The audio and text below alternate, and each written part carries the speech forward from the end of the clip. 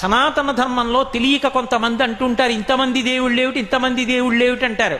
ఇంతమంది దేవుళ్ళు కాదు, ఇంతమందిగా ఉన్న దేవుడు తప్ప ఇంతమంది దేవుళ్ళు ఉండరు. ఆయనే పరమభాగవతోత్తములైన వారి కోసమని దిగి వస్తాడు. ఒక ఆయన తపస్సు చేస్తాడు, ఈశ్వరా మిమ్మల్ని గుర్రంగా చూడాలనుంది, హైగ్రీవుడిగా వస్తాడు. హే భగవన్ మిమ్మల్ని నందిముఖంతో చూడాలనుంది, నందీశ్వరుడిగా వస్తాడు. హే భగవన్ మిమ్మల్ని మనుష్యుడిగా చూడాలనుంది, రామచంద్ర ప్రభువుగా వస్తాడు.